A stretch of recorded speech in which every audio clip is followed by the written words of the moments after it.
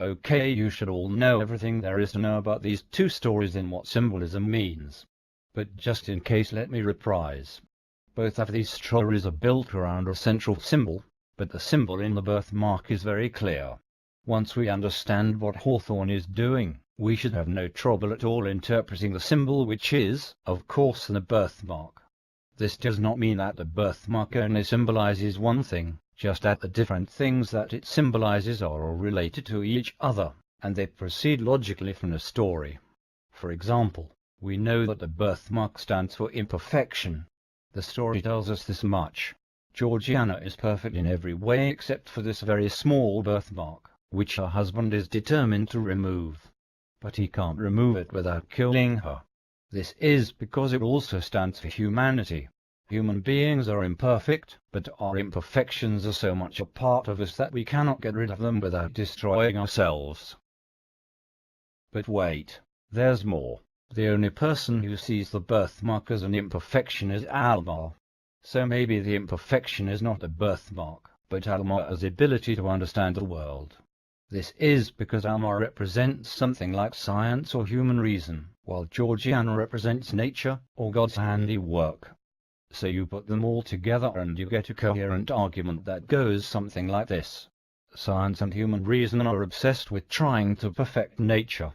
But nature is already exactly the way that should be, so our attempts to make it better only end up destroying the beauty that we cannot understand. Pretty cool, huh? Now look at the very old man with enormous wings. This is also a story built around a symbol, but it is not a stable symbol. We are not supposed to interpret it in a nice package like we do with Hawthorne. The old man is something marvelous, but nobody treats him like anything more than a curiosity. Most people would be astounded if they saw an angel. Angels are big and wonderful and powerful, but this is not really an angel. Just an old man with big wings. Is he an angel? We are not sure. All we know is that nobody is very impressed. So what the story is really doing is talking about our inability to appreciate wonder. Garcia Marquez is saying something like, an angel could drop down in your backyard, and all you would do is put him in a cage and sell tickets. Well, actually that is exactly what he is saying, because that is what happens. But what does that mean? Is it the angel's fault for being kind of gross and stupid, or is it the people's fault for being too blind to see what is in front of them? Or is it God's fault for sending such an unimpressive angel in the first place? We are not sure, because we are not supposed to be sure.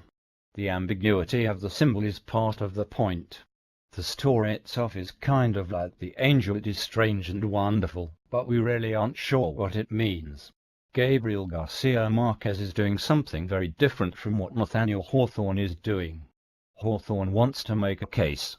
He wants to teach us something, and he uses symbolism to make the message more understandable. Garcia Marquez, on the other hand, wants to disorient us. He wants us to see that neither life nor stories give us meaning in nice little packages or wrapped up in bows. We have to work harder than that if we want to understand what things mean. And even then, we probably won't. Okay, now let's talk about something else. And don't let this get back to Dr. Austin. I'm not going to give you a quiz today. I am supposed to, but I am going to tell him that I lost them.